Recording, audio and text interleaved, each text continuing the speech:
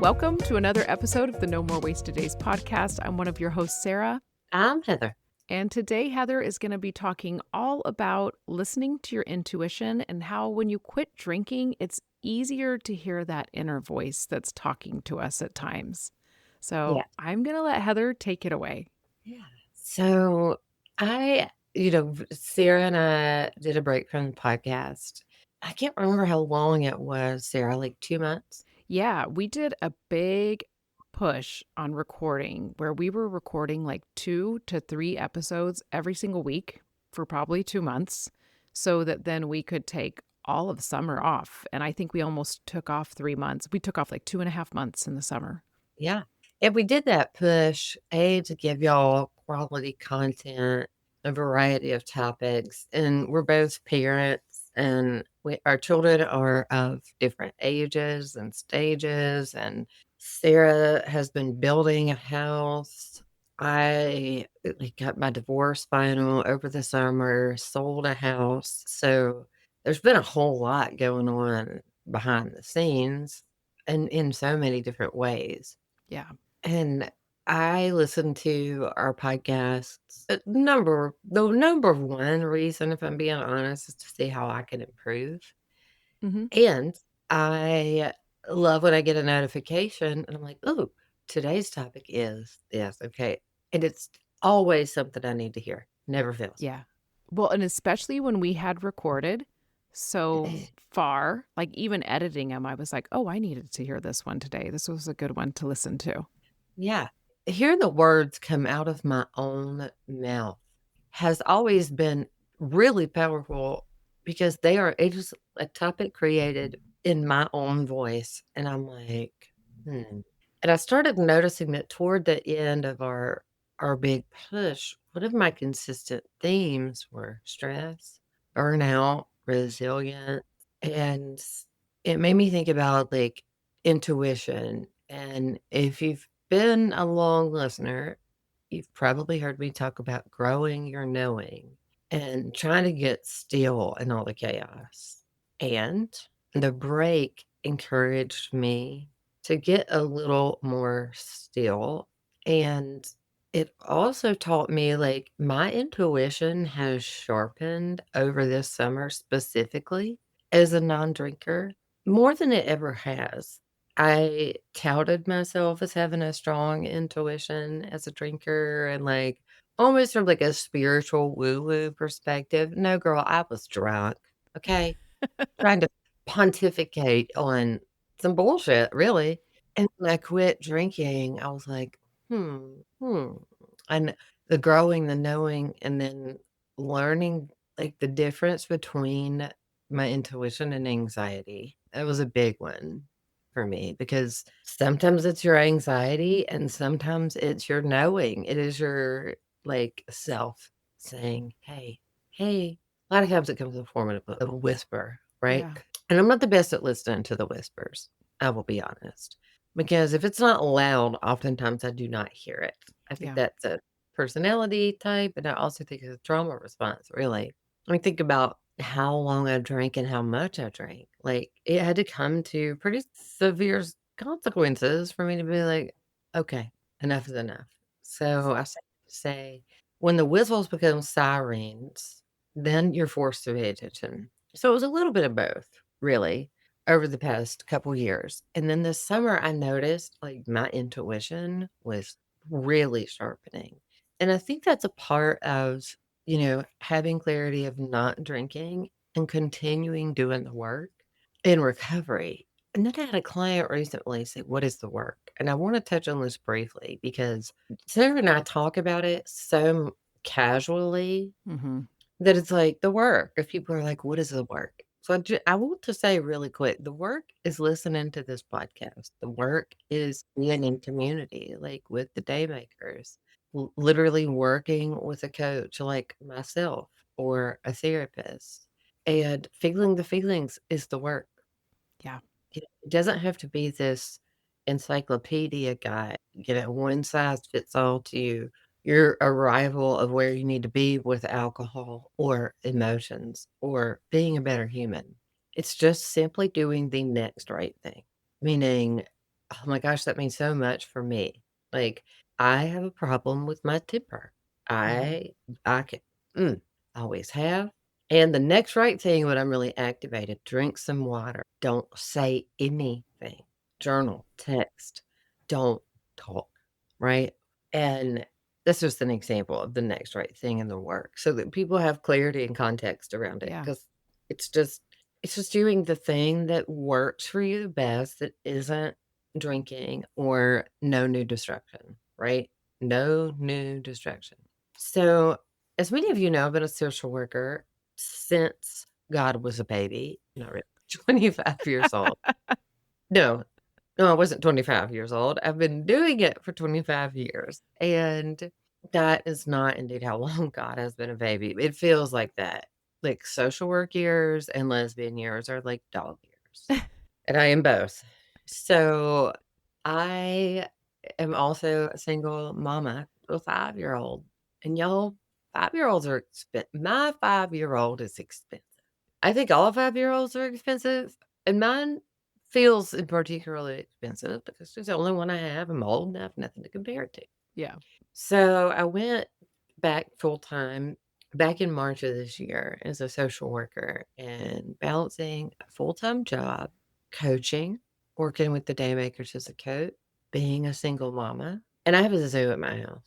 I have a golden retriever named Spencer Rainbow Sparkle, a cat named Kidney Houston, a hamster named Alice Pookie Goggles, and a fish named Zila Cole. So I say all that to say, yes, I can juggle a lot of things. And it turns out I am not Superwoman.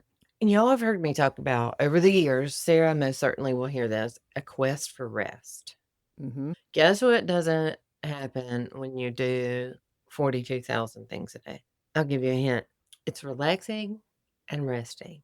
So I had to make a very difficult decision of like, what can I continue to hold without dropping so that I can give quality time to everything in my life that it deserves? And what is a need and what is a want?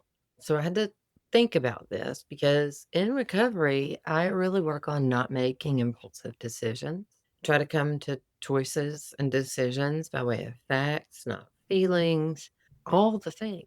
So, what I decided was that, I love doing this podcast. Part of my work is this podcast because I come up with the content, then I hear Yeah. the words coming out of my mouth, then I make myself laugh or cry or like, damn, I need to work on this area. Or Sarah will say something and I'm like, mind blown. That's it. That one right there. Like it's been a huge growth point. So when I came to the decision that carrying all the things, I may have to lay this one down for a moment so I can be the A, sober, B, the best mom I can be, C, the best social worker and coach I could be, then the zoo, the Yep. Pinnell thing. And I have to put sobriety in there as number 1 because, my rent is due every day on me being alcohol free. And y'all's heard me say this. What is the number 1 cause of relapse? Stress. And like a little bit of behind the scenes too, like out Sarah and I'll be like having some tech issues that we're working on. I'm like, Sarah, I gotta wrap up. I gotta pick my groceries up at 1:32. God, Then I I gotta pick remember that one, and that's when everything went wrong. you're right. All the tech issues, you name it, it can happen. I gotta pick Yep. my daughter up at 12. And when you start speaking in math like that, you are stressed. Yeah. Oh my Yeah, gosh. I think like, that's okay, the episode that then we, like, even lost too. Like, I wrote you and I was like, "It didn't even record." Like, right. what? Really? Oh, Yeah, like, I even asked Sarah, I was like, "Can you just, like, be late to pick up your groceries?" And she, like, reassured me that there's some, like, time window. yeah, Did because 'cause I'm for all always late to my groceries. right. Then I started having them delivered to the door to cut out that stressful piece. Because I like to think about how could I, like my word of the year is simplify, y'all. So I gotta honor that, you know? Like, I would sit up be a straight up hypocrite was what I don't like a lot of food. So here I am, like, trying to, like, work a true Tetris puzzle right down to my dairy-free yogurt to fit everything in. Then I felt like I had a true, like, crying, sobbing moment in my kitchen. It always happens in the kitchen or the bathroom, Yeah. it seems, or the car. And I was like, "I'm not a good mama to the dog," and, like, I am. I'm a pretty good 4-month-old golden retriever mama. And it was like, "I'm not a good mama to my daughter," like, one of those, like, ugly cry, like, peeling your carrots, sobbing, and then and it was right before I sent Sarah that email, and I was like, "So I gotta lay something down so that I can, like, give," like I said, listen to my intuition. My intuition was talking, and Yeah. it came out in the form of tears literally while I was peeling carrots, and then I got quiet and made a list of what I can control, what I can't. I started, like, really thinking about it, so, that said, I'm doing social work full time still, that doesn't change. My coaching doesn't change. I'm still with the Daymakers. I want y'all to come join the Daymakers so I can connect, okay? That's your homework, and, you know, I want you to keep doing the next right thing. This is an invitation, really. Listen to your intuition. Grow your knowing. If you're thinking like, "Okay, I know booze doesn't serve me, and I don't know how," I want you to do what you know how to do, and that is not go get more alcohol, okay? Yeah. That's continuing to listen to podcasts like the No More Wasted Days podcast.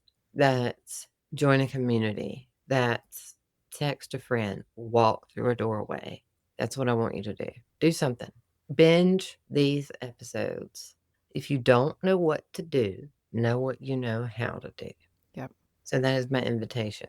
And I want to thank Sarah deeply from the bottom of my heart for being one of the most patient co hosts on the planet. And I say this because I've been podcasting for, I think, 3.5 years 'cause I had a podcast prior to this one. And I do know that I suck at tech and I won't hit the right button. And then I get it. I'm a interesting person to co anything with. I get it. So thank you for being you and patient. Oh my gosh. Heather, you have kept me accountable, just so you know. Like having a co-host as you start a podcast makes you be like, "Well, I got to show up because Heather's going to be there." And it has been like going to therapy, listening to your sessions. I'm always like, "Oh, I'm getting free therapy. This is amazing." The Thank you. listeners are getting free therapy, which is amazing. But and you have always brought such interesting topics. That's what I definitely there a big piece is going to be missing and the podcast moves forward. And that's one thing I want the listeners to know. The podcast will keep going. It's going to look different for sure as I find my footing without a co-host and as I've known cuz I've known this that Heather was going to be leaving the podcast since the beginning of August probably. And I was then editing podcast episodes kind of going, how am I going to have this back and forth? How am I going to be so casual because I do know like on my shorty episodes, I have an outline. I even write a script sometimes and I'm like, okay, things are going to change, but it's going to be a good stepping stone for me even though it will be difficult to do. And I'm hoping that Heather will come back as a guest from time to time. I was hoping you would say that because I share the things that I am learning along the way in this crazy thing called life that I'm very blessed to be able to do. Is talk to y'all and talk to Sarah because, like, it's like therapy for me too. It's really one of my favorite days of the week. Hence, like I was talking about want, need, then I got all my feelings about it. And y'all know how I feel about feelings for the episode last summer where I said I would rather somebody step on my toe with a pointy high heel than feel feeling. Y'all, when I was crying, cutting them carrots, it was like the pointy high heel was there. The feelings. I did the thing. I had to make choices and decisions, do the next right thing. That is one of my favorite Heatherisms. I was like, wow, that was specific. That was very descriptive. And really, like, to my own self, I was like, "F you and your feelings," to my own self, to that degree, and that descriptor just is like, wow, and now the feelings aren't so scary, y'all. That was, like, a year plus. I didn't croak. I'm still here, and, you know, Sarah and also, like, too, like, I was thinking about some of the favorite episodes or favorite moments. Sarah, I think you had mentioned one earlier.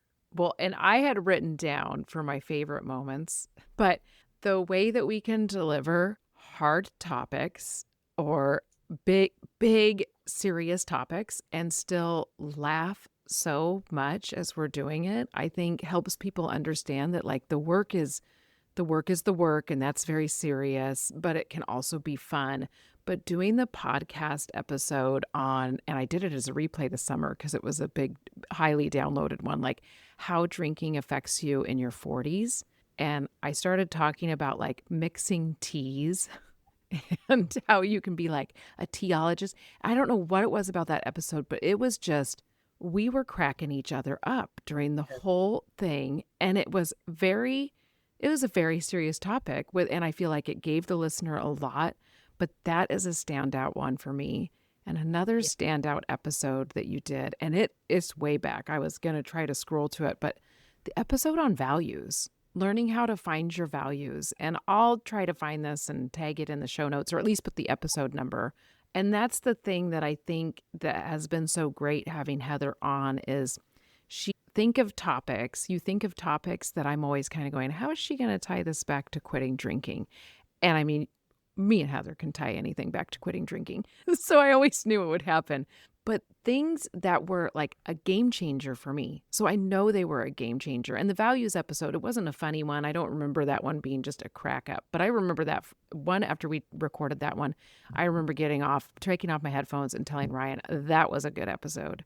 And you know it's going to be a good episode when you had a lot of fun recording it. And that's been some of our very funny moments. I know you have some too to share. God, I do. A lot of them too are, like, just me saying weird things or doing, like, random things. Cause y'all, if you one of the keys I think to life is making yourself laugh. Yeah. I really do. I crack me up on a daily basis. I have no idea if I'm funny or not, don't really matter. I think I'm funny to me. Anywho, I do think that's an important thing to try to embrace, as we're being sober, like, we're weird, we're awkward, you know? I mean, we just are running around, no skin, I was and just going to say walking around with no skin on. out there exposed. But just embracing, like, your little quirky things. I say that to say, your cat needed attention. Sarah and I have cats, same color, same age, and they're wild. Wild guys, guys and gals. Yours is a gal, mine's a guy. Yep, and, like, you had to go it was the make your bed episode of, like, the science of why you should make your bed, now that ties to being alcohol free. I should go listen to that one, it's one of my favorites. That was random, and I like, the way I come up with episodes too is just, like, what I think about when I'm making the bed, rituals, and, like, "Oops, I make it." Me Anyway, neither. I have it, I I have a stack of mattresses behind me on this recording that no one can see because we're yet again in the process of a well, move. I'm sitting in the bed because I have 3 tears in my, Ugh, anyway, so we were doing the make your bed episode. Sarah ran to look at Cosmo or help Cosmo. And I was looking at my unmade bed, and then I started singing the lyrics Popular from Wicked. It either just came out or getting ready to come out. Because I'll forget I'm recording. And Sarah kept that in as a little, what do they call it? a little What? Easter egg. I think I Yeah. put it at the very end for everybody. So if you listened all the way to the end, you got to hear Heather's solo. And I'm singing is not where I shine in the world. Go listen to that episode. It's cute, you know what I mean? Like, it'll do, it'll make you laugh. And it was just random, and then, like, just that I hear, like, as we were doing one, I can't remember which one it was, and I like, as a podcaster, right, you try to speak eloquently, and, like, it's almost kinda like singing, really. There's a cadence in which your rhythm should sound. Sometimes I forget all that, and then I get my words crossed because I have ADHD and chemo brain, and I was trying to say something, and I said I was trying to say almond butter, and I said almond brothers. Allman Brothers. I'm trying to remember. I think I kept that one in because I was like, that's You so did, funny. 'cause I was pulling something out of the cupboard. I was like, "I'll listen to the episode where I said almond brothers instead of almond butter." So, like, just random things like that have really, really made me happy, and then I love to hear I'm a big old nerd, and I love what Sarah, like, talks about the science of the brain and, quitting drinking and how it affects us. Learning about, like, your brain as, like, a pharmacy and, like, how alcohol is so similar to, like, cocaine in some ways, like, some of, like, the deeper scientific episodes to then, like, the habits and the rituals and that Sarah is so good at in the routines. It's just yeah, you're the reason I've learned the value of a routine. Oh, a sober routine. Now, So yeah, I we all know what the drinking routine looks like. Really, like, yeah, I would be like, "Yeah, I'm very routine, da da da." This as a drinker, my routine was basing my life around alcohol. oh Okay, God, yes. and Yep. then learning the value of, like, hearing, like, about your morning routine, which I've always been deeply envious of, and, like, how passionate you are about meditation. I'm still off the meditation wagon. That I was think just an episode that aired not too long ago where we both shared like our favorite routine as we're getting back because we knew it would be a September episode. And I was like, mine's meditation. And you were like, mine is not. that's It not was so funny how you were like, "Nope." that ain't Man, that. and that's something I'm gonna miss a lot too, because I think I never want people to listen to this podcast or any podcast, you guys. Like, we are people who have had an experience of becoming alcohol free, and certain things have worked for each of us. And that's what I want people to remember. Like, and they say in AA too, take what works and leave the rest. And I know I'll continue to say it to the listener for sure, but I've always loved having different that we are so opposite in some areas. Absolutely. And so listeners, you have to remember, if it Yeah. doesn't feel good, then don't do it. That's not the Right. work for you, because that's the thing. It's called the work, but it shouldn't feel like this. Maybe the feelings feels uncomfortable for sure. But Oh god. Yes, they're but terrifying. yeah, the rest of it shouldn't feel like If it torture. causes you stress, and you start to stress about, "Well, I have to do this right," that's your perfectionism and your anxiety talking, and you need to adjust, do the next right thing, and keep it moving. What do I mean by keep it moving? Literally move. I don't mean hustle culture because I don't believe in that. I Yeah. mean, I hustle in terms of being a juggler, but just the hustle culture, that's not me. Boss babes, that is not me, y'all. I literally mean move a muscle, walk through a doorway, change from one room to the next, go outside, sit down, come back in. That's what I mean by keep it moving. It's Mhm. very literal. It Or is keep not keep moving 24/7, never stop. no, no, no, no, no. There's an engine that lives in my body, and this no, no, no. There's an engine that lives in my body. What the heck? That's what I Mhm. mean. So, like, literally, do the next right thing. Text someone, join the Daymakers, get a coach, make an action. Is the Yeah. next right. Usually, drink water can be the action. Move the muscle, move the thigh over, get up, and walk through the door, and go get you some water and a snack.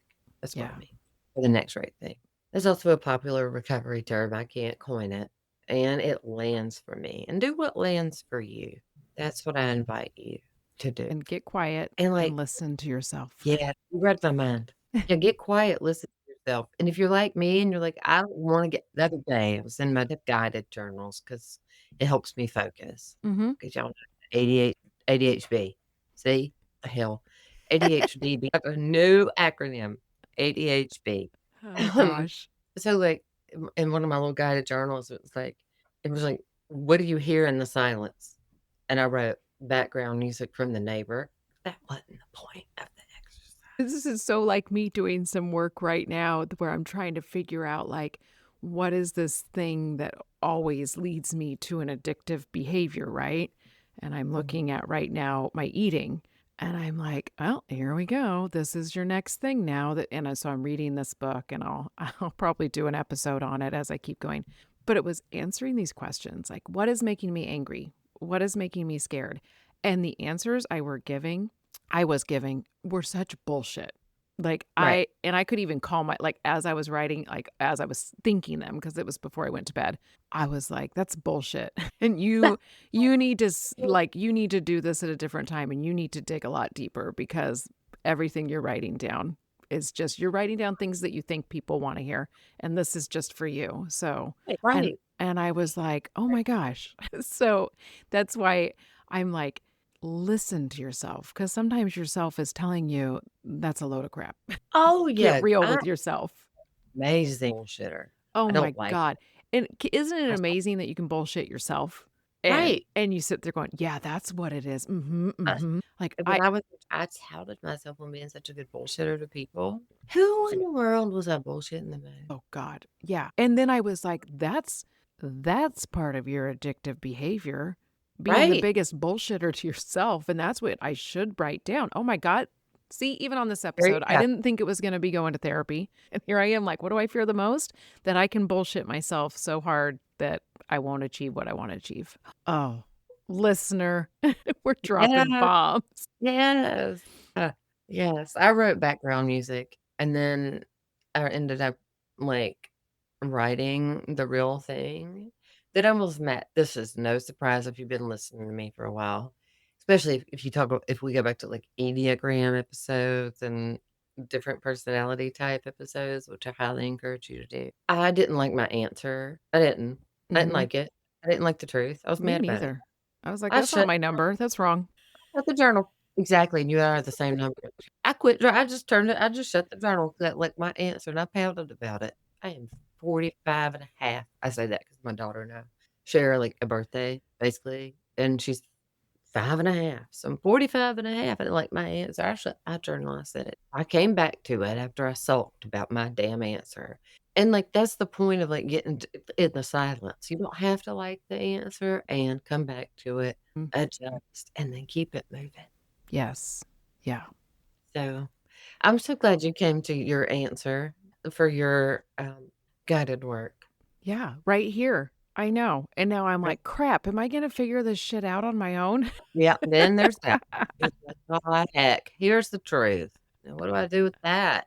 And then We I'm had like, "We'll be able to f," and I can always the cool thing is too, and for the listener as well, Heather is still a part of the Daymakers community, oh, still yeah. leading calls, and I just want you to know that if you need Heather in your life, go check that out, and that Heather's always available too on social media and all that stuff, so I'll be sure to put that in the links and so you can follow her and make sure you're staying in touch as we move forward, but it's going to be different and I'll have to be like, "Come do an episode for me." Yeah, yeah, I would love to, I would love to, and one of my goals for the fall is to be more active on social media and also, like, just a other, like, behind the scenes, I'm writing a book that is extremely important to me, extremely, deeply Yeah. important. It's not a self-help book at all. It's a memoir, actually, like, I have to write it, it's somewhat loose fiction. Anywho, so there'll be updates on that, hopefully, eventually. So, there's that too, like, when we talk about, like, what can we drop, like, this book means so much to me. That's a part of my personal healing journey. Like, I don't wanna drop it. I don't. And it's like a book that has lived inside of me for almost 14 years. And I'm able to write the book without getting lost in the emotion and actually feel and grieve something that's haunted me for 14 years and beyond. So, it's a deeply meaningful book. So, I share that to say, like, there are always layers in people's lives sometimes that you don't see or you don't realize. Yeah.